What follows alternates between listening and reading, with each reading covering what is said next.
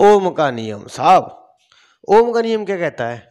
यदि किसी तार की भौतिक अवस्था में कोई परिवर्तन ना हो, किसमें? भौतिक अवस्था में। भौतिक अवस्था क्या है? ताप आदि में कोई परिवर्तन ना। हेलो स्टूडेंट्स, तो कैसे हैं आप लोग? बढ़िया एकदम। तो आइए आज स्टार्ट करते हैं यूपी बोर्ड चैप्टर नंबर 5, जिसका नाम है वैद्युत चालन। इसके अंदर हम क्या पढ़ेंगे? अब इलेक्ट्रॉन या आवेश जो है वो मूव करेगा। इससे पहले हम क्या पढ़ते हुए आए थे? इलेक्ट्रॉन जो था या आवेश जो था वो स्थिर कंडीशन पे था, रुकी हुई कंडीशन पे था। ठीक है, तो देखिए सबसे पहले हम यहाँ से स्टार्ट करेंगे, धारा किसको बोलते हैं। ठीक है, तो हम चलते हैं पहले चैप्टर की पहले टॉपिक की तरफ, जो है हमारा वैद्युत धारा। क्या है? वैद्युत धारा। तो देखिए इसको हमें समझने के लिए वैद्युत धारा को समझना है। ठीक, वैद्युत धारा क्या होती है? जब इलेक्ट्रॉन या आवेश गति करेंगे तो उसको हम क्या बोलते हैं? वैद्युत धारा बोलते हैं। क्या बोलते हैं? वैद्युत धारा। ठीक है, यानी कि आवेश प्रवाह की दर जो होती है वो क्या कहलाती है? वैद्युत धारा कहलाती है। आवेश प्रवाह की दर, आवेश प्रवाह की दर, ठीक है, क्या कहलाती है? वैद्युत धारा कहलाती है। क्लियर? इसका सिंपल सा फॉर्मूला होता है जो हम जानते हैं, आई इजकल टू कितना होता है? Q upon t. I equal to Q upon t, ये इसका फॉर्मूला होता है। ठीक है, वो फॉर्मूला होता है। दूसरी चीज इसका मात्रक क्या होता है? इसका मात्रक होता है कूलाम पर सेकंड। दूसरा इसका मात्रक क्या होता है? दूसरा मात्रक होता है इसका एम्पियर। ठीक है, यानी कि किसी पर सेकंड के अंदर जितने आवेश फ्लो होंगे, एक दूसरे से इधर की तरफ मूव करेंगे, ठीक है, तो उसको हम क्या बोलते हैं? वैद्युत धारा बोलते हैं, आवेश प्रवाह की दर। ठीक है, अब जब आवेश मूव कर रहे हैं, आवेश चल रहे हैं, ठीक है, तो इन आवेशों की वजह से दो क्षेत्र बनते हैं। एक तो बनता है नंबर एक, आवेश प्रवाह की वजह से कौन से क्षेत्र बनते हैं? नंबर एक तो बनता है हमारा वैद्युत क्षेत्र। क्या बनता है? वैद्युत क्षेत्र। दूसरा क्या बनता है? चुंबकीय क्षेत्र। चुंबकीय क्षेत्र, यानी कि electric field and magnetic field जो प्रोड्यूस होती हैं वो किस वजह से प्रोड्यूस होती हैं? जब आवेश इधर उधर गति करता है। ठीक है, तो हम यहाँ पर वैद्युत क्षेत्र तो पढ़ चुके थे, या वैद्युत क्षेत्र पढ़ेंगे, चुंबकीय क्षेत्र हम पढ़ेंगे 7वें चैप्टर के अंदर। ठीक है, देखिए वैद्युत क्षेत्र उत्पन्न होगा। क्लियर हो गया? अब आपसे पूछ ले कि आवेश प्रवाह की जो दर है, ठीक है, वो तात्क्षणिक दर कैसे निकलेगी? तो देखिए तात्क्षणिक दर निकालने के लिए हम क्या करते हैं? तात्क्षणिक दर। ठीक है, थोड़ा सा डिफरेंशिएशन की तरफ मुड़ जाते हैं, और जैसे हम डिफरेंशिएशन की तरफ मुड़ेंगे तो आई इजकल टू हो जाएगा limit delta t tends to 0। ठीक है, और del q upon del t, ये हमारी तात्क्षणिक दर हो गई। या अगर हमको औसत दर निकालनी है, क्या निकालना है?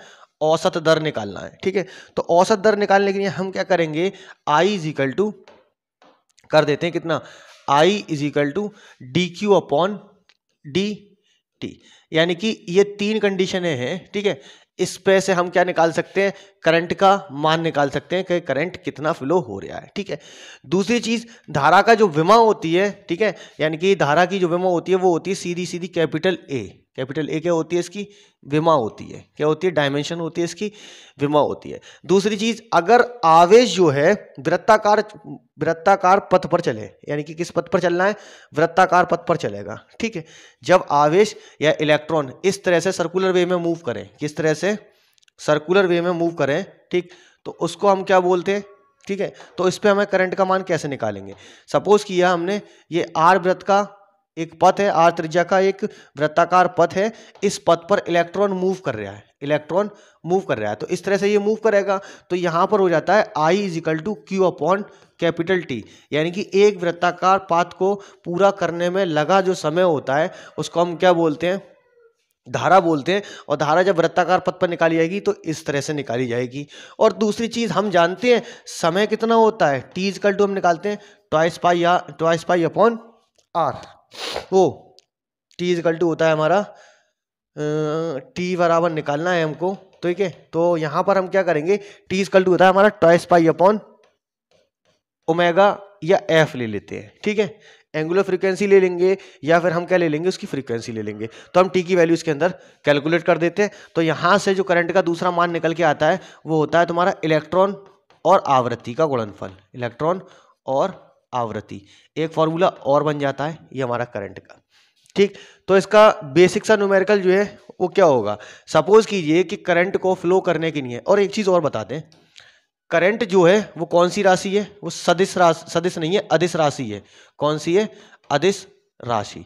इसका सदिश बनाने के लिए हम क्या करते हैं, धारा घनत्व को लेके आते हैं इसके अंदर, ठीक है, उसको हम अलग टॉपिक पे बात करेंगे, ठीक है साहब। अब सपोज कीजिए कि किसी तार के अंदर करंट फ्लो हो रहा है, किसी तार के अंदर 4 सेकंड तक करंट फ्लो होता है। कितने सेकंड तक, 4 सेकंड तक करंट फ्लो होता है, और उस पर जो आवेश का मान है वो है तुम्हारा 2 कूलाम, यानी कि 2 कूलाम आवेश जो है 4 सेकंड तक फ्लो होता है, तो उसके अंदर करंट कितना होगा। तो पहला जो न्यूमेरिकल है वो हमारा बहुत सीधा सीधा सा है, I इजिकल टू हम जानते हैं कितना हो गया, Q अपॉन T हो गया, ठीक है। Q का मान हमने 4 रख दिया और T को 2 रख दिया, तो कितना हो गया, यानी कि इसके अंदर 2 एम्पियर का करंट प्रोड्यूस होगा। कितने एम्पियर का करंट प्रोड्यूस होगा, 2 एम्पियर का। दूसरी कंडीशन में कहता है, ठीक है, दूसरी कंडीशन में है जो, अब हम जो कंडीशन बनाएंगे वो इस वाले फॉर्म पे बनाने वाले हैं। कौन सी, ये रहा dq अपॉन dt, ठीक है। यानी कि करंट फ्लो हो रहा है तुम्हारा, यहां पर चार्ज की वैल्यू उसने दे रखी है 2t² प्लस 3t, ठीक है। कह रहा है कि इसमें करंट कितना फ्लो होगा, तो हम क्या करेंगे, यहां से करंट की पहले तो इक्वेशन बनानी है, ठीक है। यानी कि अगर हम क्या करें, करंट को फ्लो कराना है, तो I इक्वल टू हम जानते हैं कितना होता है, dq अपॉन dt। समय के साथ में इसका डिफरेंशिएट कर देंगे, यानी कि इसका अवकलन करना है t के सापेक्ष। तो हम जैसे ही t के सापेक्ष इसका अवकलन करते हैं तो ये कितना हो जाता है, d over dt 2t² plus 3t, ठीक है। यानी कि वेरिएबल है करंट, यहां पर समय के साथ बदल रहा है, ठीक है, कंटिन्यूसली फ्लो नहीं हो रहा है। तो इसका जब हम डिफरेंशिएशन करके हुए आएंगे तो ये कितना हो जाएगा, ये तो हो जाएगा हमारा 4t और यहां पर बचेगा t। तो करंट जो होगा उसके अंदर इतना फ्लो हो रहा है। अब यहां पर शर्त अप्लाई कर दें कि 2 सेकंड के अंदर कितना करंट फ्लो होगा, इस कंडीशन पे दूसरी सेकंड में करंट कितना था, ठीक है। तो दूसरे सेकंड में करंट इसका कितना होगा, I 2 सेकंड पर निकाल रहे हैं हम, किस सेकंड पर, 2 सेकंड पर, तो 4 × 2 कर देंगे और ये 3 हो गया। तो कितना हो गया, 4 दूनी 8, 8 और 3 11, यानी कि कितने, 4 दूनी 8 हो जाते हैं, 8 और 3 11, यानी 11 एम्पियर का करंट फ्लो होगा। कितने सेकंड पर होगा, 2 सेकंड पर। अब हम निकालते 3 सेकंड पर कितना होगा, तो हमने निकाला 3 सेकंड पर इसका करंट निकालना है, तो कितना हो गया, 4 तिया हो जाएंगे यहाँ पर और यहाँ 3 जुड़ जाएगा, 4 तिया 12 और 3 कितना हो गया, 15। यानी कि देखो पर सेकंड जो है करंट का मान बदल रहा है, यानी कि 2 सेकंड पर 11 एम्पियर था, तो 1 सेकंड पर और निकाल लें, यानी कि 1 सेकंड पर जो इसका करंट है वो कितना है, 4 × 1 प्लस 3, तो कितना हो गया, 4 और 3 7 एम्पियर का करंट आ रहा है। कितने एम्पियर का करंट निकल रहा है, 7 एम्पियर का। दूसरे सेकंड पे कितना निकल रहा है, 11 एम्पियर का। तीसरे सेकंड पे कितना निकल रहा है, 15 एम्पियर का। यानी कि चौथे सेकंड पर और निकाल लें, तो चौथे सेकंड पर हम जैसे ही निकालेंगे I4, तो कितना हो जाएगा, 4 × 4 और प्लस 3, तो 4 चौक 16, 16 और 3 कितने हो गए, 19 एम्पियर का करंट निकल रहा है। तो देखिए पर सेकंड पर कंटिन्यूस फ्लो नहीं हो रहा, टाइम जो है समय के साथ में करंट का मान बदल रहा है, ठीक। अब बात करते हैं हम किसकी, ये करंट हो गया। चलो अपवाह वेग क्या है, ठीक है, यानी कि हमको क्या निकालना है, अपवाह वेग। अपवाह वेग को हम क्या बोलते हैं, ड्रिफ्ट वेलोसिटी बोलते हैं। क्या बोलते हैं, ड्रिफ्ट वेलोसिटी, ठीक है। देखिए एक तार लिया हमने, क्रॉस सेक्शनल एरिया बनाया एक तार का, ये तार है, ठीक है, इसका क्रॉस सेक्शनल एरिया A है और इसकी कुछ लंबाई होगी L, ठीक।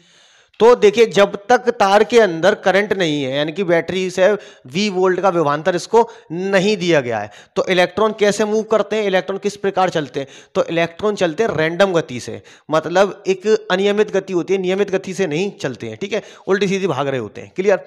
दूसरी चीज, जैसे ही हमने इसको V वोल्ट की बैटरी से करंट दिया, V वोल्ट की बैटरी से करंट दिया, करंट की दिशा क्या होती है, धन से ऋण की ओर होती है। तो फिर इलेक्ट्रॉन कहां से चल रहे होंगे, इलेक्ट्रॉन चलते हैं ऋण से धन की ओर। कहां से, ऋण से धन की ओर गति करते हैं इलेक्ट्रॉन, ऋण से धन की ओर इस तरह से गति करेंगे, ठीक है। बैटरी में हमने तार के अंदर बैटरी का विभवांतर दे दिया है, तो अब करंट जो है एक नियमित गति से चलेगा। अब जो इलेक्ट्रॉन फ्लो होंगे वो एक नियमित गति से चलेंगे, करंट इस दिशा में चल रहे होगा, ठीक है। तो I की दिशा कहां होगी, पॉजिटिव से नेगेटिव होती है, ठीक है। वैद्युत क्षेत्र की तीव्रता यहां पर बन जाएगी, वैद्युत क्षेत्र की तीव्रता कहां होती है, धन से ऋण की ओर, तो E की दिशा कहां होती है, धन से ऋण की ओर, ठीक। इलेक्ट्रॉन की दिशा कहां होती है, इलेक्ट्रॉन की दिशा होती है ऋण से धन की ओर, यानी कि करंट और वैद्युत क्षेत्र के अपोजिट चलते हैं, और इनकी दिशा कैसी होती है, द्विध्रुव जैसी होती है, ठीक है। वो द्विध्रुव में भी क्या होती है, ऋण से धन की ओर दिशा चलती है उसकी, ठीक। बात कर लें अपवाह वेग क्या है, ठीक है, देखिए जब ये 2 इलेक्ट्रॉन है, कितने इलेक्ट्रॉन है, ये कोई 2 इलेक्ट्रॉन है, ये 2, ठीक। अब जैसे ही इन 2 इलेक्ट्रॉनों के बीच में टक्कर होगी, ठीक है, तो 2 क्रमागत टक्करों के बीच में चली गई कुछ दूरी होगी, ये इलेक्ट्रॉन यहां से चल जाए और यहां पर टकरा रहा है, तो जैसे ही इलेक्ट्रॉन चलेगा, ठीक है, तो ये कुछ दूरी चल लेगा, कुछ दूरी चल लेगा, यानी यहां तक। तो जो इलेक्ट्रॉनों के बीच की जो दूरी होती है, 2 क्रमागत टक्करों में चली गई दूरी, यानी कि पूरी बात समझनी है हमको। अपवाह वेग मैंने अलग तो नहीं लिया है, कहीं नहीं लिया है, श्रांति काल अलग ले लिया है, चलो ठीक है। तो देखिए इसमें क्या होगा, एक तो बन जाएगा तुम्हारा माध्यम मुक्त पथ बनेगा। क्या बनेगा, माध्यम मुक्त पथ। इसको पहले समझना है, माध्य मुक्त पथ, माध्य मुक्त पथ। माध्य मुक्त पथ क्या होता है, 2 क्रमागत इलेक्ट्रॉनों की टक्कर के बीच चली गई दूरी, यानी कि दो इलेक्ट्रॉनों की टक्करों की बीच की दूरी होती है। ये क्या होती है, 2 इलेक्ट्रॉन के टक्कर के बीच की दूरी, टक्करों के बीच की दूरी, बीच की दूरी, ठीक। जब 2 इलेक्ट्रॉन टकराएंगे आपस में, टकराने के बाद में कुछ दूरी चलेंगे, तो उसको बोला जाता है माध्य मुक्त पथ। क्या बोला जाता है, माध्य मुक्त पथ। माध्य मुक्त पथ के बाद में आता है तुम्हारा अपवाह वेग। क्या आता है, तो अपवाह वेग क्या चीज है, अपवाह वेग जो होता है वो होता है तुम्हारा क्या, 2 टक्करों के बीच में प्राप्त वेग, 2 इलेक्ट्रॉनों की टक्करों के बीच प्राप्त वेग, यानी कि 2 इलेक्ट्रॉनों के टक्करों के बीच चाल या वेग, 2 इलेक्ट्रॉनों के टक्करों के बीच चाल या वेग, ठीक है, 2 इलेक्ट्रॉनों के टक्करों की चाल या वेग को हम क्या बोलते हैं, अपवाह वेग बोलते हैं। क्या बोलते हैं, अपवाह वेग बोलते हैं, ठीक है। और उसके बाद में अपवाह वेग हो गया, तो श्रांति काल भी यही चीज है। तो मैं क्या करता हूं, इस श्रांति काल को यहां से उठा लेता हूं, ठीक है, यानी कि ये श्रांति काल है तुम्हारा, ठीक। चलो श्रांति काल, ठीक है, यानी कि श्रांति काल को मैं यहां डाल देता हूं, क्लियर। श्रांति काल इस पर अभी बात करेंगे हम बाद में, इसको डाल दिया इधर की तरफ, ठीक है। 2 इलेक्ट्रॉनों के बीच में चक्करों में 2 इलेक्ट्रॉनों के बीच टक्कर हुई और उन टक्करों में कुछ इलेक्ट्रॉनों की चाल थी, तो उस चाल को हम क्या बोलते हैं, अपवाह वेग बोलते हैं। और अपवाह वेग होता है तुम्हारा Vd = I/NEA, ठीक, यानी कि ये तुम्हारा क्या है, अपवाह वेग है। क्या है, अपवाह वेग, ठीक साहब, अपवाह वेग हो गया। दूसरी चीज है, इस डेफिनेशन से तो ये मालूम चल रहा है कि करंट और आवेश का अनुपात और उसके क्षेत्रफल का गुणनफल, आवेश के अनुपात और क्षेत्रफल का गुणनफल, यानी कि ये क्या कहलाता है, अपवाह वेग कहलाता है। यानी कि कहने का मतलब है इस क्रॉस सेक्शनल एरिया में, इस क्रॉस सेक्शनल एरिया में, ठीक है, जितना करंट फ्लो होगा, ठीक है, और तो उसको हम क्या बोलते हैं, अपवाह वेग बोल देते हैं। क्या बोल देते हैं, अपवाह वेग। और ये एक वेग है, ये एक चाल है, तो चाल का दूसरा फॉर्मूला और होता है। मान लो कि इन 2 इलेक्ट्रॉनों में चक्करों, इन 2 इलेक्ट्रॉनों की जो टक्कर हुई उसमें चली गई जो दूरी, माध्यम मुक्त पथ कितना है हमारा, लैम्डा है। कितना है, लैम्डा, ठीक है। और इन इलेक्ट्रॉनों की टक्करों में लगा समय, यानी कि ये क्या है, इलेक्ट्रॉनों की टक्करों का समय है ये, ठीक है, इलेक्ट्रॉन की टक्कर का समय, इलेक्ट्रॉन की टक्कर का समय, ये क्या कहलाता है, श्रांति काल कहलाता है। क्या कहलाता है, श्रांति काल। इसको हम टॉय से प्रदर्शित करते हैं। तो हम जानते हैं चाल बराबर कितना होता है, दूरी बटे समय। तो Vd = हो जाएगा तुम्हारा चाल बराबर दूरी बटे समय, दूरी तुमने ली लैम्डा और समय कितना था तुम्हारा, टॉय, ठीक। ये हो गया तुम्हारा अपवाह वेग, श्रांति काल और माध्य मुक्त पथ।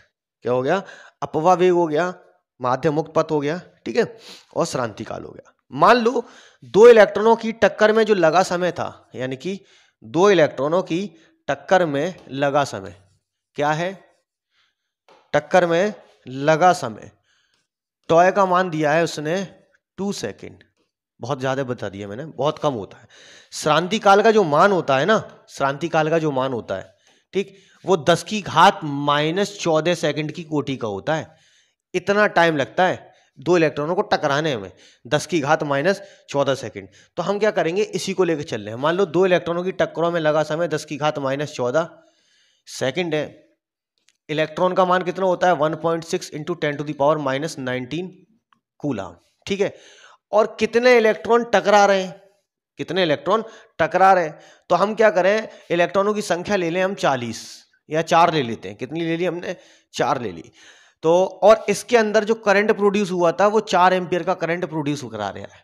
कितने एम्पियर का करंट प्रोड्यूस करा रहा है, 4 एम्पियर का। श्रांति काल आपको दिया हुआ है। अब आपको क्या निकालना है, अपवाह वेग निकालना है। क्या निकालना है, अपवाह वेग। तो हम जानते हैं अपवाह वेग Vd बराबर कितना होता है, I/NE होता है, ठीक है साहब। क्रॉस सेक्शनल एरिया रह गया इसका, तो हम क्रॉस सेक्शनल एरिया दे देते हैं कि क्रॉस सेक्शनल एरिया का जो मान दिया हुआ था आपको, वो दिया हुआ था 1 मीटर स्क्वायर का, ठीक है। 1 मीटर स्क्वायर का क्रॉस सेक्शनल एरिया है। Vd बराबर हमको निकालना है। करंट कितना प्रोड्यूस हुआ, 4 एम्पियर का करंट प्रोड्यूस हो रहा है। इलेक्ट्रॉनों में टक्कर जो कितनी लगी, कितने इलेक्ट्रॉन टकराए हैं, 4 इलेक्ट्रॉन टकरा रहे हैं। और इलेक्ट्रॉन जो टकरा रहे हैं तो इनका मान है 1.6 इंटू 10⁻⁻19 कूलम, ठीक है। और इनके बीच में जो लगा समय, तो लगे समय की यहाँ पर जरूरत भी नहीं है, ठीक है, आया भी नहीं यहाँ पर टॉय। तो ए का मान कितना है, 1 है। 4 से 4 कट गया, ठीक है। तो कितना बचा, 1/1.6 इंटू 10⁻⁻19 कूलम। अब इसको ऊपर लेके जाएंगे, पॉइंट हटा के यहाँ 0 बढ़ा लेंगे, तो ये कितना होगा 10/16 और ये होगा 10⁻⁻19। इसको हम कैलकुलेट कर लेंगे, तो ये कितना हो गया, 2 8 16 हो गया, 2 पंजे 10 हो गया, ना जाने का 0, पॉइंट लगा के 0 और बढ़ा लिया, तो कितना हो गया 8 पंजे 40 हो गया, 8 6 48 हो गया, ठीक है। बचा कितना 2, तो ये आ जाएगा 625 आ जाएगा लगभग, और ये हो गया 10⁻⁻19 कूलम, ठीक है। तो इसका जो अपवाह वेग है, ठीक है, अपवाह वेग कितना हो गया, अपवाह वेग हो गया हमारा 6.25 अगर ले लें हम, यानी कि पॉइंट हटा के इधर की तरफ चल जाएं, पॉइंट हटा के नीचे 3 0 बढ़ाएंगे और 3 0 नीचे से ऊपर जाएगी तो ये प्लस की हो जाएगी ना, यहाँ पर ये तो प्लस की हो गई, ठीक है, 10⁻19 हो गया। अब नीचे कितने 0 बढ़ रहे हैं, पॉइंट हटा के हमने 3 0 बढ़ा लिए, 3 0 जैसे ही इसका कैंसिल होंगे तो यहाँ पर कितना बचेगा, यानी कि ये हमारा जो आंसर आ जाएगा वो लगभग इतना आएगा, ठीक है, यानी कि 625, यानी कि 625 इंटू 10⁻3 इधर कम हो गए, 9 19 में से 3 गए तो कितना बचे, 16 बचे, 10⁻16 मीटर पर सेकंड। ये आ गया आपका अपवाह वेग आ गया। क्या आ गया, अपवाह वेग आ गया, ठीक है साहब। अब चलते हैं धारा घनत्व पे, ठीक है। धारा घनत्व क्या चीज है, हमें समझना है धारा घनत्व, ठीक। तो धारा घनत्व क्या होता है, धारा घनत्व समझना है। धारा घनत्व किसको बोलते हैं, धारा घनत्व का फॉर्मूला होता है J बराबर I/A, ठीक है। यानी कि धारा घनत्व जो है वो वैद्युत धारा की सदिश राशि है, यानी कि वैद्युत धारा का सदिश मान है, ये वैद्युत धारा का सदिश मान, ठीक है, क्लियर। तो हमारा होता है I बराबर J/A, ठीक है, I बराबर J/A, ये इसका मान होता है, I बराबर होता है J/A। यहाँ पर J हमारा क्या है, धारा घनत्व है, ठीक है, और I क्या है, हमारा करंट है, और J क्या है, धारा घनत्व, I हमारा करंट है, A क्या है, हमारा क्षेत्रफल है। कहने का मतलब है जब किसी तार के प्रति एकांक क्षेत्रफल से, ठीक है, प्रति एकांक क्षेत्रफल से जो करंट गुजरता है उसको हम क्या बोलते हैं, धारा घनत्व बोल देते हैं। तो हम जब धारा घनत्व यहाँ से बनाएंगे तो A क्या है, हमारा क्षेत्रफल वेक्टर है, इसको हम तार से समझ लेते हैं, ठीक। ये हमने एक तार ले लिया तो ये इसका क्षेत्रफल है, तो क्षेत्रफल वेक्टर की दिशा कहाँ होती है, हमेशा बाहर की ओर होती है, क्लियर। क्षेत्रफल वेक्टर की दिशा हमारी कहाँ होती है, बाहर की ओर होती है, ठीक है। I बराबर J/A होता है, तो J बराबर I/, गलत लिख दिया भाई, J बराबर I/A होता है, कितना होता है, J बराबर I/A, ये होता है, ठीक है। J क्या है, हमारा धारा घनत्व है, यानी घनत्व का मतलब है किसी प्रति एकांक क्षेत्रफल से जितना वैद्युत धारा निकलेगी, ठीक है, उसको हम क्या बोलते हैं, धारा घनत्व बोलते हैं। यानी प्रति एकांक क्षेत्रफल से गुजरने वाली वैद्युत धारा को हम क्या बोल देते हैं, धारा घनत्व, ठीक है। यानी कि प्रति एकांक क्षेत्रफल से गुजरने वाली धारा, प्रति एकांक क्षेत्रफल से गुजरने वाली धारा, से गुजरने वाली वैद्युत धारा, गुजरने वाली वैद्युत धारा क्या कहलाती है, धारा घनत्व कहलाती है। ये क्या होती है, सदिश राशि होती है, सदिश राशि, ठीक है साहब। यानी कि परिमाण के साथ में इसमें कुछ दिशा भी होगी। मान लो ये तुम्हारा क्रॉस सेक्शनल एरिया कितना है, ए है, ठीक। और धारा घनत्व तुम्हारा जे ऐसे जा रहा है, ये क्या तुम्हारा धारा घनत्व है, क्लियर। तो इसका मतलब कहने का ये है, जब हम आई को इस फॉर्म में लेके आएंगे, करंट का मान निकालना है, जे डॉट ए हो जाता है, क्या हो जाता है, जे डॉट ए, क्लियर। यहां से क्या करेंगे, डॉट प्रोडक्ट है तो पूरे रूल डॉट प्रोडक्ट वाले लग जाएंगे, तो आई इक्वल टू कितना हो गया, जे ए कॉस थीटा। जब एंगल दिया हो तो हम ये लगा देते हैं, ठीक है। दूसरी चीज, जब हमें एंगल फाइंड करना हो तो हम क्या करेंगे, आई अपॉन जे इंटू ए कर लेंगे, तो ये हमारा क्या होगा, करंट की दिशा निकलवा देगा, ठीक है। इसका मात्रक क्या होता है, इसका मात्रक होता है तुम्हारा एम्पियर पर मीटर स्क्वायर, ये तुम्हारा इसका मात्रक होता है धारा घनत्व का, ठीक। धारा घनत्व का मात्रक हो गया, तो अब बना लेते हैं इसकी विमा। क्या बनाते हैं, विमा। तो हमें इसकी विमा बनानी है, क्या बनानी है, इसकी विमा बनानी है धारा घनत्व की, ठीक है साहब। तो विमा बनाने के लिए हम क्या करेंगे, ठीक है, विमा बना लें, इसको इधर ही लेके चल रहे हैं, ठीक है। विमा बनानी है, क्या बनानी है, विमा, ठीक साहब, विमा, क्लियर। तो विमा बनाने के लिए हमें एम्पियर की विमा पता है कितनी होती है, ए होती है, ठीक है। करंट की विमा, तो करंट की विमा कितनी होती है, ए होती है, क्लियर। और दूसरी चीज, हमें उसकी विमा पता है, एरिया की विमा कितनी होती है, एरिया की विमा एल होती है, एल का स्क्वायर। तो इसकी जो विमा हो जाएगी यानी कि जे की, तो जे की विमा कितनी हो गई, ए एल की पावर -2, ये क्या हो गया तुम्हारी विमा हो गई, क्या हो गई, विमा। चलते अब इसका न्यूमेरिकल देख लेते हैं, ठीक है साहब।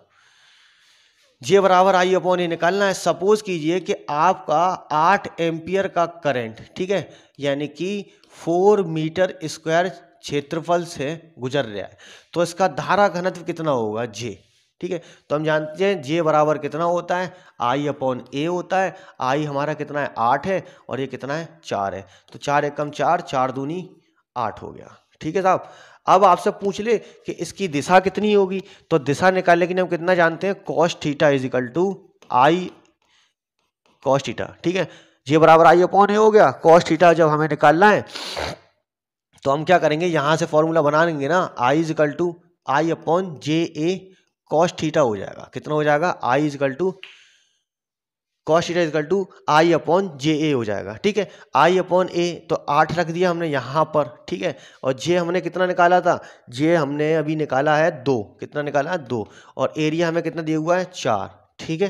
कितना दिया हुआ है, एरिया 4 दिया हुआ है, 4 एकम 4, 4 दूनी 8, ठीक है, 2 एकम 2, तो cos theta is equal to कितना आ गया, 1। और हम जानते हैं कॉस थीटा 1 कहाँ पर होता है, 0 डिग्री एंगल पे, कितने डिग्री एंगल पे, 0 डिग्री। तो थीटा की वैल्यू जो आ गई वो कितनी आ गई, 0 डिग्री। यानी कि जो वायर था ना, जो वायर था, ठीक है, उसके अंदर करंट कैसे फ्लो हो रहा है, करंट जो फ्लो हो रहा है यानी कि क्षेत्रफल वेक्टर और तुम्हारी उसकी करंट की जो दिशा है वो एक ही डायरेक्शन में चल रही है, ठीक है।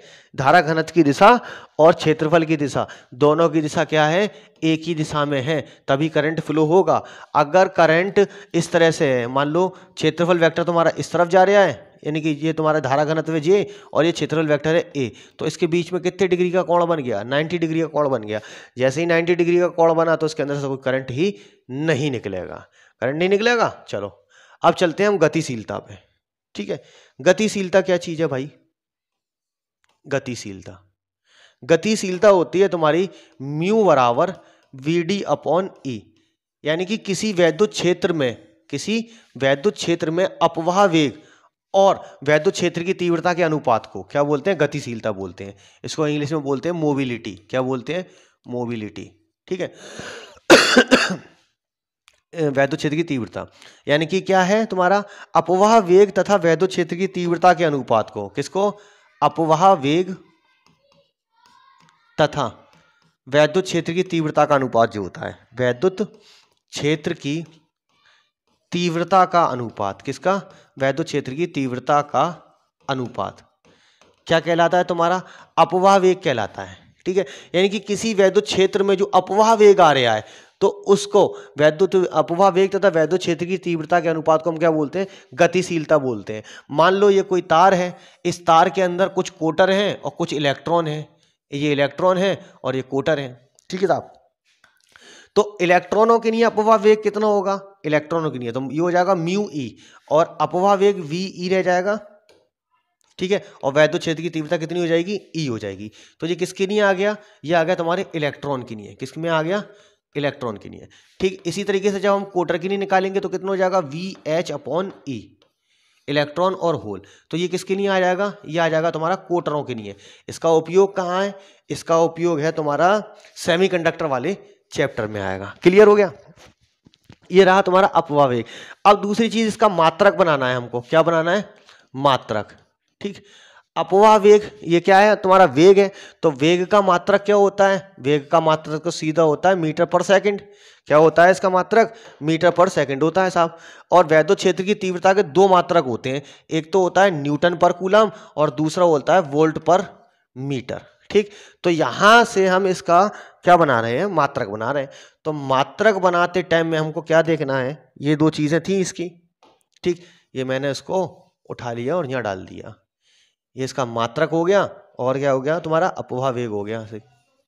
ठीक, यानी कि एक मात्रक और दूसरा ये चीज हो गई। क्लियर। अब जब हम इसका टोटल मात्रक बनाएंगे म्यू बराबर वी डी ई का, ठीक है, किसका बनाना है हमको, ये सब बना रहे हैं भैया, बना लो। ठीक है साहब।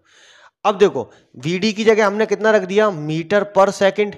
ठीक है, कितना रख दिया, मीटर पर सेकंड, और इसकी जगह कितना रख दिया आपने, वोल्ट पर मीटर।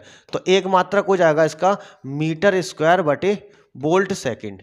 ठीक है, एक मात्रक तो ये हो गया। दूसरा मात्रक क्या हो जाएगा, अब हम क्या करेंगे, एक मात्रक तो हमने बना लिया, ये म्यू का मात्रक हो गया, ठीक है, मोबिलिटी का।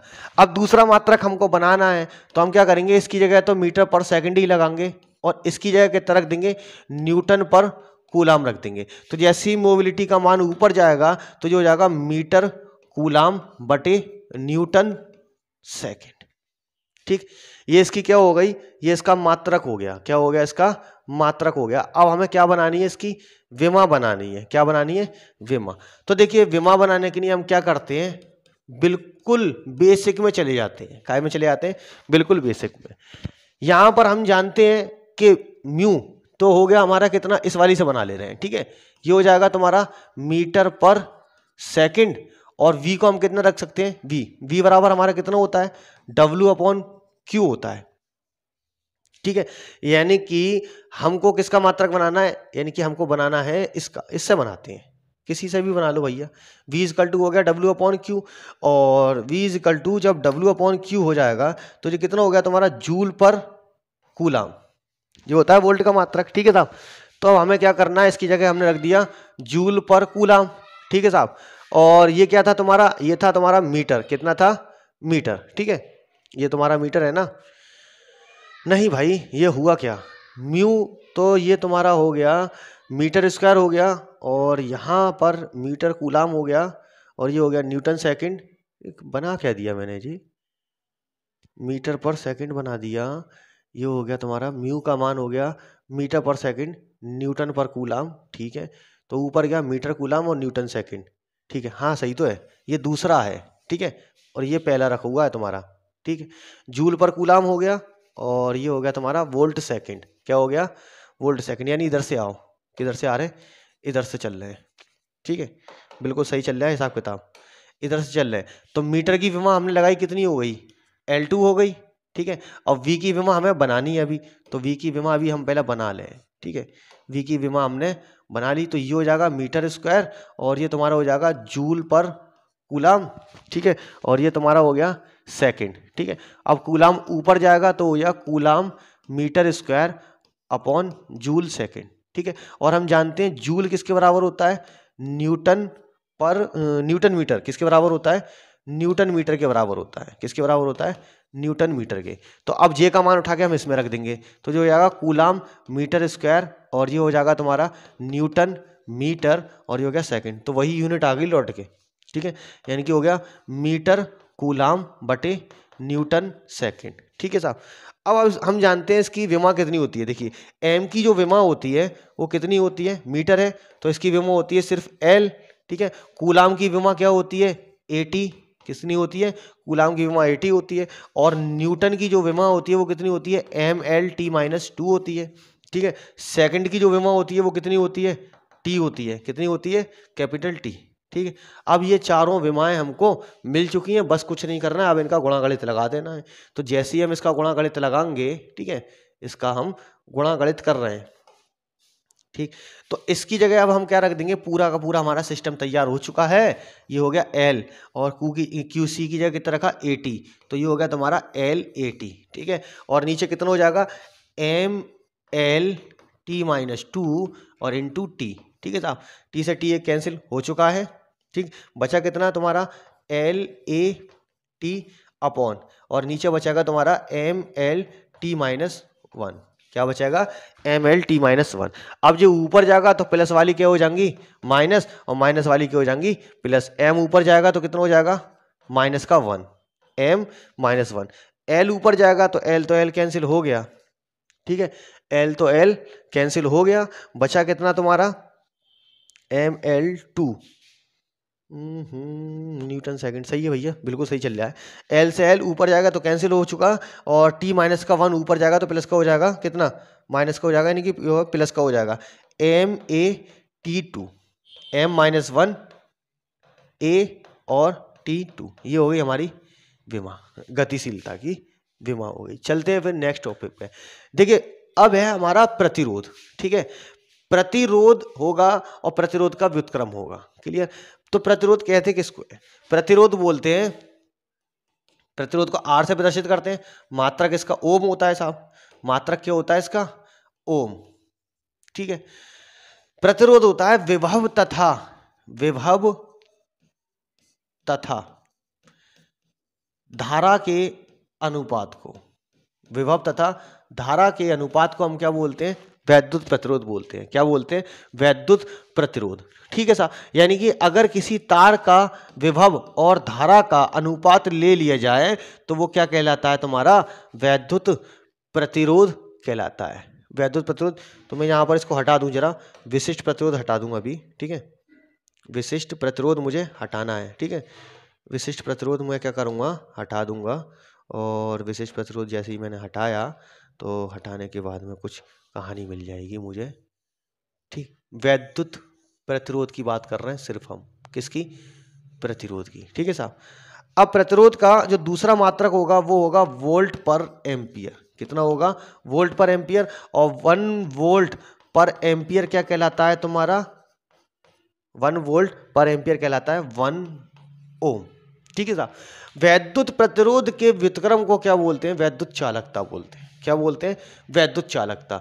तो हम यहां पर दूसरा टॉपिक डाल दें, वैद्युत चालकता।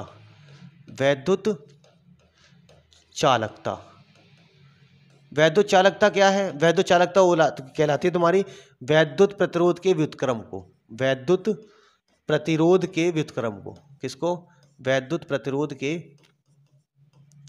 व्युत्क्रम। ठीक है, क्या कहलाता है, वैद्युत चालकता। तो वैद्युत चालकता को मान लो हम एस से प्रदर्शित कर रहे हैं, या कंडक्टिविटी है ये, कंडक्टिविटी को हम सी से प्रदर्शित करते हैं, एस ही ले ले रहे हैं, एस इज इक्वल टू, तो ये कितना हो जाएगा, आई अपॉन वी। क्या हो जाएगा, आई अपॉन वी। क्लियर, इसका मात्रक कितना हो गया, इसका मात्रक हो गया एम्पियर पर वोल्ट। ठीक है, और एम्पियर पर वोल्ट को हम क्या बोल देते हैं, ओम इनवर्स बोलते हैं। क्या बोलते हैं, ओम इनवर्स, और इसको कहीं कहीं मोह भी बोल देते हैं। ठीक है साहब, इतना समझ में आ गया। वैद्युत प्रतिरोध क्या है, वैद्युत धारा, वैद्युत प्रतिरोध क्या है, विभव तथा धारा का अनुपात है। क्या है, विभव तथा धारा का अनुपात। ठीक है साहब, अगर हम, ठीक है, किसी तार का प्रतिरोध हमको दिया हुआ है, किसी तार का प्रतिरोध मान लो दिया हुआ है आपको, और ये क्या बना दिया जी, किसी तार का प्रतिरोध आपको दिया हुआ है आर, निकालना है, और विभव का मान कितना है, विभव का मान जो है 2 वोल्ट है, और करंट सिर्फ 1 एम्पियर का निकल लिया है। कितने एम्पियर का निकल लिया है,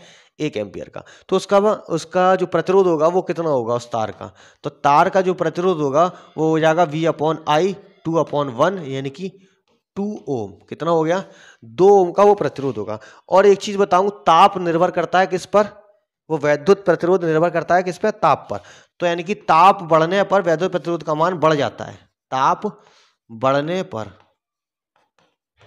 प्रतिरोध का मान बदलता है, प्रतिरोध का मान बदलता है यानी कि घटता बढ़ता दोनों है, ताप घटने पर घटे या ताप बढ़ने पर बढ़े। ठीक है, तो इसके लिए क्या होगा, ताप वाला जो फॉर्मूला हो जाता है वो जाता है तुम्हारा R बराबर R not 1 plus alpha T.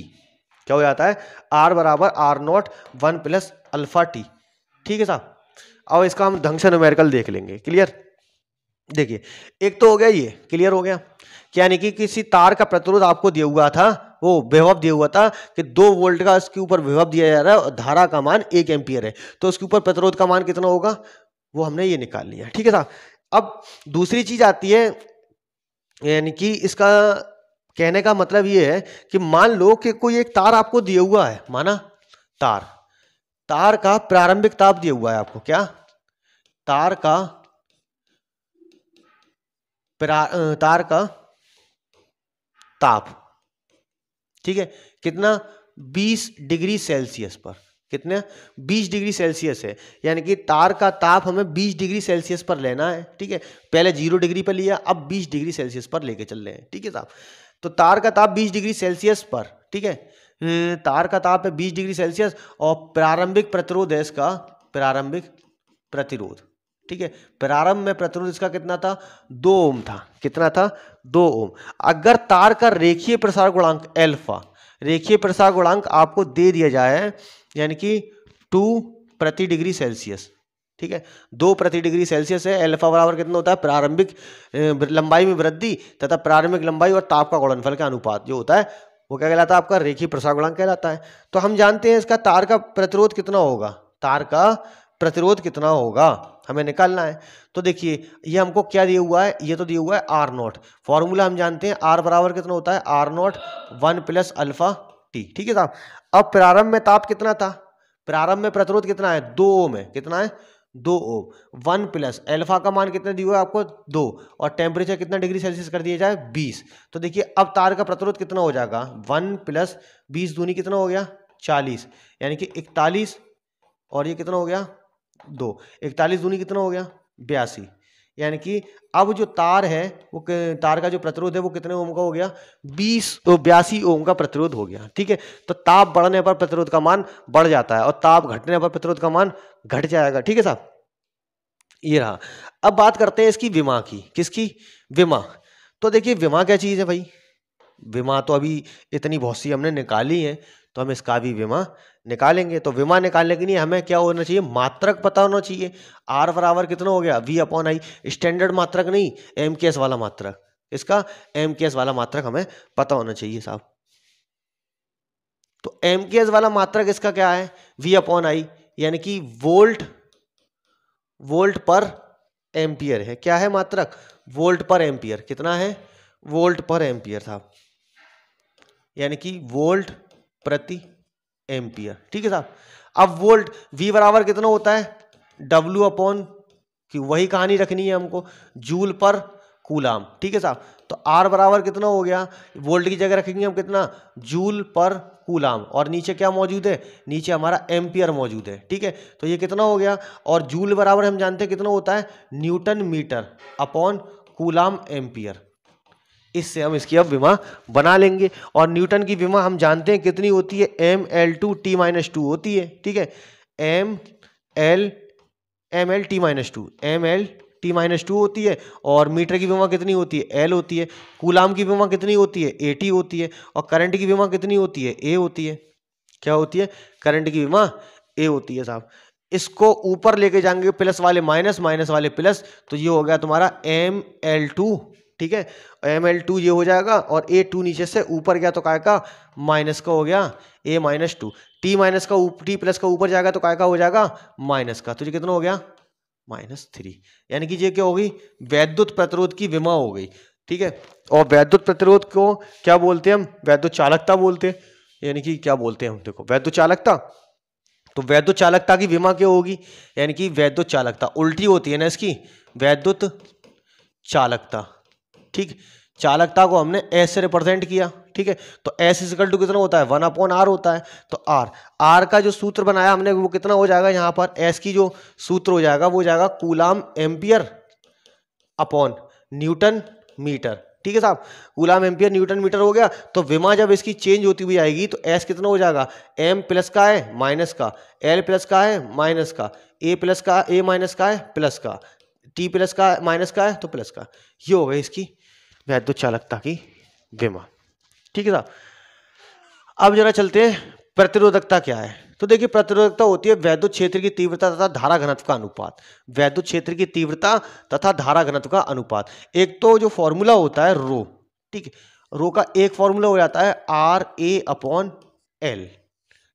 ठीक, मात्रक इसका हो गया ओम मीटर। क्या हो गया, मात्रक इसका ओम मीटर। यहां से आपसे अगर पूछ लेना ओम की विमा क्या होगी, ठीक है, तो इसको हम बोलते हैं ओम की विमा भी यही होगी। ठीक है, ओम एम एल टू टी, यानी कि कितना हो गया, ओम की विमा हमें बना ली है। ठीक है साहब, ओम कॉपी, चलो इसको मैं आगे इस्तेमाल करना है। क्लियर हो गया। रो इज इक्वल टू कितना हो गया, आर ए अपॉन एल। और परिभाषा क्या कहती है, वैद्युत क्षेत्र की तीव्रता तथा धारा घनत्व का अनुपात। वैद्युत क्षेत्र की तीव्रता, वैद्युत क्षेत्र की तीव्रता तथा धारा घनत्व का अनुपात, धारा घनत्व का अनुपात, धारा घनत्व का अनुपात, धारा घनत्व का अनुपात, ये क्या कहलाता है आपका, प्रतिरोधकता बुलाती है। ठीक है साहब, ठीक है साहब, यानी कि वैद्युत क्षेत्र की वो क्या नाम है, प्रतिरोधकता कितनी होगी, rho is equal to E upon J हो जाती है। ठीक है साहब, ये हो गया। तो इसका अगर हम यहां से मात्रक वात्रक बनाना चाहें तो बना लें। और हम जानते हैं ई इज इक्वल टू कितना होता है, वी अपॉन एल होता है। कितना होता है, E is equal to V upon M, यानी कि वोल्ट पर वी अपॉन एल होता है। और जे इज इक्वल टू कितना होता है, आई अपॉन ए हो जाता है। ठीक है साहब, तो जैसे ही हम इसको ऊपर की तरफ लेके जाएंगे, ठीक है साहब, तो ई इज इक्वल टू कितना हो गया, वी अपॉन एल हमने यहां पर रख दिया और आई अपॉन ए यहां रख दिया। गलत लिख रहा हूं भैया, राइटिंग सही करें। ठीक है साहब, तो हम क्या करेंगे, रो का हमें हिसाब किताब लगाना है। ठीक है, यानी कि वोल्ट पर लेंथ और यानी कि विभव पर लेंथ, ये हो गया हमारा आई अपॉन ए। ठीक है साहब, तो रो इज इक्वल टू कितना हो गया, वी ए अपॉन आई और इंटू एल। ठीक है साहब, और हम जानते हैं कि v अपॉन आई किसके बराबर होता है, we know that, v upon I होता है हमारा r के बराबर। ठीक है साहब, तो रो इज इक्वल टू को हम जैसे ही यहां रख देंगे तो कितना हो गया, आर ए अपॉन एल हो गया साहब। ठीक, मात्रक इसका क्या हो गया, मात्रक इसका ओम मीटर हो गया। तो इसकी विमा कितनी हो जाएगी साहब, इसकी विमा हो जाएगी, ओम की विमा हम जानते हैं कितनी होती है साहब, ओम की विमा तो हमारी ये है। ठीक है साहब, ये हमारी ओम की विमा है। ठीक, दूसरी चीज, और एम की विमा क्या होती है, एम की विमा सीधी हमारी कितनी हो जाएगी, एल हो जाएगी। कितनी हो जाएगी, एल। तो इसकी विमा जब हम बनाएंगे तो यानी कि हमें किसकी विमा बनानी है, रो की। किसकी विमा बनानी है, रो की। ठीक है साहब, तो रो की विमा कितनी होगी, यानी कि सीधा सीधा इसमें अब एल का मल्टीपल और होने वाला है, इसमें एल का मल्टीपल और हो जाएगा, तो ये हो जाएगी एम एल थ्री। ठीक है, ए माइनस टू और टी माइनस थ्री। ये हो गई आपकी विशिष्ट प्रतिरोध, प्रतिरोधकता या विशिष्ट प्रतिरोध। ठीक है, इसका भी इनवर्स होता है, इसका भी इनवर्स होता है। तो इसके इनवर्स को क्या बोलते हैं, वैद्युत प्रतिरोध हो गया, वैद्युत प्रतिरोधकता हो गई, इसका भी इनवर्स होता है, ओम इनवर्स मीटर इनवर्स। यानी कि वैद्युत प्रतिरोध हो गया तो हो गई चालकता, प्रतिरोधकता हो जाएगी तो विशिष्ट चालकता। क्या बोलते हैं इसको, विशिष्ट चालकता। वैद्युत प्रतिरोध के व्युत्क्रम को क्या बोला जाता है, विशिष्ट चालकता। ठीक, यानी कि विशिष्ट चालकता। ठीक है साहब, विशिष्ट चालकता, विशिष्ट चालकता कितनी होती है, सिग्मा बराबर 1 अपॉन रो होती है। कितनी होती है, सिग्मा बराबर 1 अपॉन रो। तो विशिष्ट चालकता ये तो हो गई हमारी, और सिग्मा इज इक्वल टू कितना हो जाएगा, एल अपॉन आर ए। एक तो फॉर्मूला ये हो जाता है और दूसरा formula sigma is equal to कितना हो जाता है, जे अपॉन ई। ठीक, ई अपॉन जे, तो यहाँ कितनी हो गई, जे अपॉन ई। अब इसका जो व्युत्क्रम होगा वो इसकी क्या हो जाएगी, विमा हो जाएगी साहब, विमा। ठीक है साहब, विमा बनानी है तो अब इसका व्युत्क्रम करते हैं। तो m प्लस का माइनस का हो गया, l माइनस का 3 हो गया, और a प्लस का 2 हो गया, और t प्लस का 3 हो गया। जो प्लस की वो माइनस की, और जो माइनस की वो प्लस की हो गई। ठीक है साहब, अब आती है ओम का नियम, ठीक है, ओम का नियम साहब। ओम का नियम क्या कहता है? यदि किसी तार की भौतिक अवस्था में कोई परिवर्तन ना हो, किसमें? भौतिक अवस्था में। भौतिक अवस्था क्या है? ताप आदि में कोई परिवर्तन ना हो, तो तार में विभव तथा धारा का अनुपात एक नियतांक होता है, ठीक है साहब, जिसको हम क्या बोलते हैं? ओम का नियम बोलते हैं। ओम के नियम के अनुसार विभव जो होगा डायरेक्टली प्रोपोर्शनल होगा किसके? धारा के। क्या होगा? विभव धारा के डायरेक्टली प्रोपोर्शनल होता है। इसका मतलब है धारा का मान जब बढ़ेगा जब विभव का मान बढ़ेगा, या विभव का मान जब बढ़ेगा तो धारा का मान बढ़ जाएगा। क्लियर? तो इस अनुक्रमणपाती के चिन्ह को हम जैसे ही हटाते हैं तो एक नियतांक लेके आते हैं। v इक्वल टू कितना हो जाता है? आर आई। तो r इक्वल टू यहाँ पर कितना मिल गया? v अपॉन आई, यानी कि वही चीज है जो प्रतिरोध की है, ठीक, बस वहां पर ताप नहीं लेते हैं, तो यहां पर कितना हो जाएगा? ओम हो जाएगा। क्लियर? ताप का मान बदलता है, प्रतिरोधकता बदलती नहीं है।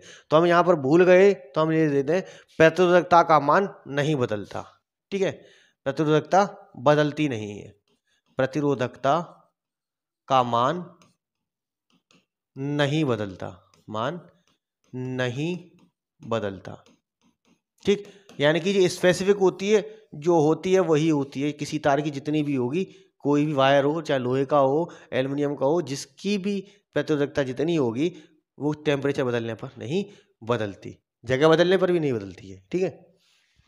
R equal to V upon I. कहने का मतलब है अगर हम विभव और धारा के बीच में ग्राफ खींचें, विभव और धारा के बीच में ग्राफ खींचें, जब कोई चीज डायरेक्टली प्रोपोर्शनल होती है तो वो क्या होती है? एक सरल रेखा में बढ़ती है। क्या बढ़ती है? सरल रेखा में उसका मान बढ़ता है। v अपॉन आई हो गया साहब, ठीक है सर। चलो इसके ऊपर देखते हैं न्यूमेरिकल। ये रहा हमारा ओम का नियम। अभी इसकी स्थापना भी करनी है हमको, अभी हमको क्या करनी है? इसकी स्थापना करनी है, ठीक है साहब। तो इसका हम देखते हैं न्यूमेरिकल। तो हमने एक ग्राफ बना लिया, एक ग्राफ बनाया, ठीक है साहब। ये लिया हमने विभव, ये लिया धारा, ठीक है साहब, इस पर ले ली v और इस पर ले लिया हमने i, ठीक है साहब। कह रहा है कि यहां पर 0.2 वोल्ट है मान, विभव का मान कितना है? 0.2 वोल्ट। यहां पर कितना है? 0.4 वोल्ट है, ठीक। तो इसी तरीके से ये कोई बिंदु बन जाएगा, इसका ग्राफ बना रहे हैं, ठीक है साहब, बिंदु बना लिया। यहां पर करंट आ रहा है 0.1 एम्पियर का और यहां पर करंट आ रहा है 0.2 एम्पियर का, ठीक है। तो पूछ लेगा आपसे बिंदु ए पर और बिंदु बी पर प्रतिरोध का मान कितना है। तो हमने कोई बिंदु ए दे दिया और ये कोई बिंदु बी दे दिया, ठीक है। ए पर प्रतिरोध का मान पूछ रहा है तो वी ए जैसे निकालेंगे, वो आर ए निकालना है ना, ठीक, आर ए पॉइंट पर विभव कितना है? ए पॉइंट पर जो विभव है हमारा वो कितना था? 0.2 वोल्ट है, 0.2 वोल्ट, ठीक है साहब। और इस पर ए पर धारा कितनी है? 0.1 वोल्ट, 0.1 एम्पियर है, 1 से 1 कट गया, तो आर ए इजिकल टू कितना हो गया? 2 एम्पियर हो गया। कितना हो गया? 2 एम्पियर। और इसी तरीके से हम आर बी निकालेंगे, तो आर बी जब हम निकाल लेंगे तो कितना आ रहा है? 0.4 और यहाँ पर कितना हो गया? 0.2, सीधा सीधा कटेगा तो कितना हो गया? 2 एम्पियर, वो 2 एम्पियर कह रहा हूँ, 2 ओम हो गया। कितना हो गया? 2 ओम। तो यहाँ भी कितना मिला? 2 ओम, और यहाँ भी कितना मिल गया? 2 ओम, ठीक है। यहाँ ताप नहीं बदला, ताप बदल जाएगा, मान बदल जाएगा, ठीक है साहब। अब इसके बाद में आता है तुम्हारा गत्यात्मक प्रतिरोध, गत्यात्मक प्रतिरोध, और उसके बाद में पहले समझते ओमीय और अनोमीय प्रतिरोध। अरे यार गत्यात्मक समझना है, ठीक है साहब। तो गत्यात्मक समझने के लिए पहले आपको समझना पड़ेगा ओमीय परिपथ। क्या करना पड़ेगा? ओमीय परिपथ या ओमीय प्रतिरोध, इसके अंदर ही मिलेगा प्रतिरोध, ठीक। और फिर उसके बाद में समझना पड़ेगा आपको अनोमीय प्रतिरोध, अनोमीय प्रतिरोध या परिपथ, ठीक है साहब। ओमीय परिपथ कौन से परिपथ होते हैं? जो ओम के नियम का पालन करते हैं, यानी कि विभव और धारा के बीच में जब भी ग्राफ खींचा जाएगा तो वो स्ट्रेट लाइन मिलेगा साहब। ओमीय परिपथ क्या होते हैं? जो ओम के नियम का पालन करते हैं, यानी कि ओम के नियम का पालन करते हैं, पालन करते हैं, ठीक साहब, ओमीय परिपथ कहलाते हैं। अनोमीय परिपथ क्या होते हैं? ओम के नियम का पालन नहीं करते, ओम के नियम का पालन नहीं करते, तो क्या कहलाते हैं? अनोमीय परिपथ कहलाते हैं। ओमीय परिपथ के बीच में अगर ग्राफ देखा जाएगा, ओमीय परिपथ के बीच में अगर ग्राफ देखा जाए तो वो कैसा होगा, हमेशा सीधी रेखा प्राप्त होगा। क्या होगा, हमेशा एक स्ट्रेट लाइन आ रही होगी। ठीक है, ये क्या कहलाते हैं, ओमीय परिपथ कहलाते हैं। अनोमीय परिपथ क्या होते हैं, कुछ दूरी तक तो ओम के नियम का पालन करेंगे, कुछ टाइम तक ओम के नियम का पालन करते हैं, लेकिन बाद में वो ओम के नियम का पालन नहीं करते। ठीक, जैसे कि आपका इसमें आ जाता है डायोड आ जाता है, क्या आ जाता है, डायोड हो जाता है, जेनर डायोड आ जाता है, जेनर डायोड आ जाता है। ठीक है साहब, और भी हैं, सब आ जाते हैं। ठीक है, तो उसमें क्या होता है, हमेशा एक स्ट्रेट लाइन नहीं मिलती, उनका मान बदलता है। ठीक है साहब, अब इसी पे हमें समझना है गत्यात्मक प्रतिरोध। क्या समझना है, गत्यात्मक प्रतिरोध हमें समझना है साहब। ठीक है साहब, तो गत्यात्मक प्रतिरोध क्या होगा, हमने कोई एक परिपथ बनाया, एक परिपथ बनाया, उसका एक परिपथ लिया और उस परिपथ का हमने ग्राफ बना लिया। ठीक है साहब, ये हमने इसका ग्राफ बना लिया। अब ये जो परिपथ है इसका जो ग्राफ मिल रहा है वो इस तरह से मिल रहा है, कुछ दूरी तक तो पालन किया ओम के नियम का, यहां तक तो पालन कर रहा है ओम के नियम का, लेकिन उसके बाद में क्या हो गया, अनोमीय परिपथ हो गया। ठीक है साहब, अनोमीय परिपथ का ये ग्राफ है। अब हम क्या करें, किसी एक पर्टिकुलर पॉइंट पर निकाल लें, इस पॉइंट पर हमने लिया, तो इस पॉइंट पर जो गत्यात्मक प्रतिरोध होगा वो कैसे निकलेगा। तो देखो हम यहाँ क्या करेंगे, एक लाइन को तो विभव मान लेंगे और एक लाइन पर हम क्या मान लेंगे, धारा। तो ये क्या हो गया, डेल्टा वी हो जाएगा, विभव में परिवर्तन, यानी कि, और ये क्या हो जाएगा हमारा, धारा में परिवर्तन, ये हो गया। तो डेल्टा आई गत्यात्मक प्रतिरोध क्या होता है, यानी कि आर वेरिएबल। ठीक है, इसको बोलते हैं आर वेरिएबल, हमको समझना है। ठीक है साहब, यहां पर मैंने धारा का मान उठा दिया। तो गत्यात्मक प्रतिरोध क्या होगा, R variable equal to delta V upon delta I. किसी पर्टिकुलर पॉइंट पर जब प्रतिरोध निकाला जाता है अनोमीय परिपथ का या अनोमीय प्रतिरोध का, तो किसी एक इंस्टाटेनियस पॉइंट पर जो विभव और धारा का अनुपात होता है उसको हम क्या बोल देते हैं, गत्यात्मक प्रतिरोध। चलो अब आते हैं अपवाह वेग के आधार पर ओम के नियम की स्थापना करनी है हमको। अपवाह वेग के आधार पर ओम के नियम की स्थापना करनी है। तो देखिए, अपवाह वेग के आधार पर जब हम ओम के नियम की स्थापना कर रहे होंगे तो हमें कोई चालक तार लेना पड़ेगा, कोई चालक पदार्थ लेना पड़ेगा। ठीक है साहब, मान लिया हमने कि ये कोई एक चालक तार है। ठीक, एल लंबाई का है, कैपिटल एल लंबाई का हमने ले लिया, इसका क्रॉस सेक्शनल एरिया हमने मान लिया कैपिटल ए है। अब इसके एक सिरे को हमने बैटरी के धन सिरे से जोड़ दिया, ठीक, प्लस, और दूसरे सिरे ऋण सिरे को हमने कुंजी की सहायता से क्या करा, एक दूसरे एंड को जोड़ दिया। अब इसमें क्या होगा, इसमें करंट फ्लो होगा, करंट इस तरह से चलेगा, वैद्युत क्षेत्र की तीव्रता की दिशा इधर होगी, इसके ऊपर कुछ विभव आ जाएगा, यानी कि 20 वोल्ट की बैटरी है तो इसके ऊपर कुछ विभव होगा। इलेक्ट्रॉन धारा की दिशा ये है, इलेक्ट्रॉन इस दिशा में चल रहे होंगे, इलेक्ट्रॉन इस दिशा में चल रहे होंगे, धारा के विपरीत चलते हैं।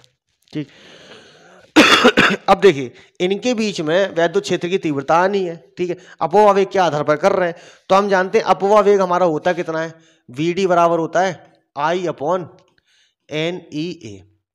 यह हमारा क्या हो गया, अपवाह वेग हो गया। इसके आधार पर हमें ओम के नियम की स्थापना करनी है। यहां पर हमको मिलने वाले हैं प्राचल पद। ठीक है, द्रव्यमान, इलेक्ट्रॉन सब मिलने, क्रांतिकाल विरांतिकाल सब मिलेगा। ठीक है, और हम जानते हैं अपवाह वेग, मान लो जब ये इलेक्ट्रॉन इधर से इधर मूव कर रहा है, ठीक है, तो पहले ये u वेग से चला, u बराबर हमने ले लिया 0। जैसे ही हमने u वेग से लिया तो इसके अंदर त्वरित गति होगी, क्या होगी, त्वरित गति होगी, और जब त्वरित गति होगी तो हम न्यूटन का पहला समीकरण लगा देंगे, न्यूटन के पहले समीकरण से। तो इसका वेग जो होगा v बराबर u प्लस at, ये हमने लगा लिया। ठीक है साहब, ये हमने लगा लिया। और हम जानते हैं इसके बीच में जो टाइम लगता है उसको हम क्या बोलते हैं, श्रांतिकाल यानी टॉय बोलते हैं। और वेग जो होगा वो क्या हो जाता है, अपवाह वेग बन जाता है। Vd बराबर कितना हो गया, a टॉय हो गया, और u का मान हमने 0 कर दिया। क्लियर, तो यहां से हमको क्या मिल गया, इक्वेशन 2 मिल गई।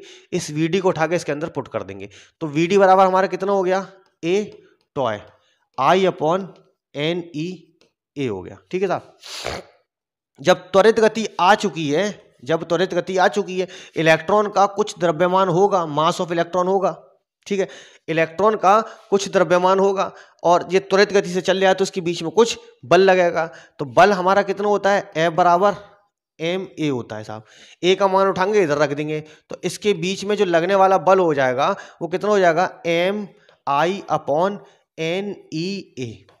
ये इसके बीच में लगने वाला बल आ गया साहब। अब इलेक्ट्रॉन है, वैद्युत क्षेत्र की तीव्रता है और बल है, तो हम जानते हैं E इक्वल टू कितना होता है, F upon Q। E equal to कितना होता है एफ अपॉन क्यू, और हम यहाँ क्यू की जगह कितना ले लेंगे ई वो ले लेंगे स्मॉल ई, तो ई इक्वल टू होगा कितना हमारा एफ अपॉन ई हो जाएगा। इस एफ का मान उठा के हम इसके अंदर रख देंगे, इस एफ का मान उठा के हम क्या करेंगे इसके अंदर जैसे ही रखेंगे तो यहां से ई एफ का मान हमें कितना मिल जाएगा एम आई अपॉन एन ई, और एक ई नीचे है और एक ई पहले से मौजूद है, तो कितना हो गया एन ई स्क्वायर ए। ये हो गया हमारा वैद्युत क्षेत्र की तीव्रता इसके अंदर बन जाएगी। इसको हमने ले लिया वैद्युत क्षेत्र की तीव्रता, यानी कि इसको ले लिया हमने इक्वेशन नंबर 5।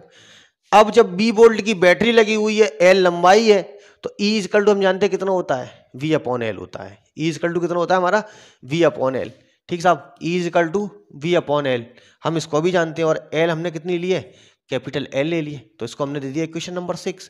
इस ई को जैसे ही हम इसके बराबर कर देंगे तो ये कितना हो जाएगा वी अपॉन एल हो जाएगा, और यहाँ पर कितना हो गया एम आई और एन ई स्क्वायर, टॉय रह गया यहाँ पर कहीं, ठीक है साहब, ए टॉय यहाँ रह गया है, वी डी उठा के रखा ए, और ए का मान हमने उठा के ये रखा, तो नीचे टॉय आ जाएगा, बस केवल यहाँ पर टॉय आएगा और यहाँ भी टॉय होगा, ठीक है साहब।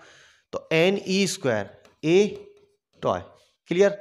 अब देखिए एम आई, ठीक है साहब, और आई को उठाएं इधर की तरफ लेके आ जाते हैं, V upon I is equal to कितना हो जाता है L M L upon N E square A tau, clear, ठीक है साहब। और हम जानते हैं v अपॉन आई को हम क्या बोलते हैं प्रतिरोध बोलते हैं, क्या बोलते हैं प्रतिरोध। तो ये हो गया R बराबर v अपॉन आई बराबर M L upon N E square A tau, clear. ये आ गया हमारा किसका मान, ओ अपवाह वेग के आधार पर हमने ओम के नियम की स्थापना कर दी, ठीक है साहब। ये हमारा ओम का नियम स्थापित हो चुका है, ठीक है साहब। अब यहां पर देख लें M N E square A tau, तो हमें डायरेक्ट मालूम चलेगा कि आर जो है, देखो किसी इलेक्ट्रॉन का द्रव्यमान है वो नियतांक रहेगा, संख्या नियत रहेंगी, इलेक्ट्रॉन का मान हमेशा नियत रहता है, तार की लंबाई हमने ले ली है, क्षेत्रफल हमारा फिर नियतांक रहेगा, तो डायरेक्टली प्रोपोर्शनल किसके हो गया आर, डायरेक्टली प्रोपोर्शनल हो जाता है किसके आर, डायरेक्टली प्रोपोर्शनल हो जाता है 1 अपॉन टॉय के। श्रांति काल का मान जितना कम होगा प्रतिरोध का मान उतना ज्यादा होगा, और हम जानते हैं टॉय बराबर कितना होता है चाल बराबर दूरी बटे समय, तो समय बराबर कितना हो जाएगा दूरी बटे चाल, ठीक है। तो जानते थे ना हम टॉय बराबर कितना होगा, यानी कि यहां से निकाल लें, ठीक, चाल बराबर दूरी बटे समय, ठीक है, लैम्डा लिया हमने और यहां पर हमने ले लिया v, ठीक है। तो जैसे ही हम इसको निकालेंगे तो ये टॉय की जगह हमें कितना पुट करना है लैम्डा अपॉन वी, तो यहां पर कितना हो जाएगा v अपॉन लैम्डा, यानी कि प्रतिरोध का मान अपवाह वेग के डायरेक्टली प्रोपोर्शनल होता है, लैम्डा के इनवर्सली प्रोपोर्शनल होता है दूरी के, और टॉय के इनवर्सली प्रोपोर्शनल होता है। ये हो गया हमारा चैप्टर फिनिश। तो मिलते हैं वैद्युत चालन के सेकंड पार्ट के अंदर, जो होगा हमारा किरचॉफ के नियम पर आधारित, ठीक है ना। चलो।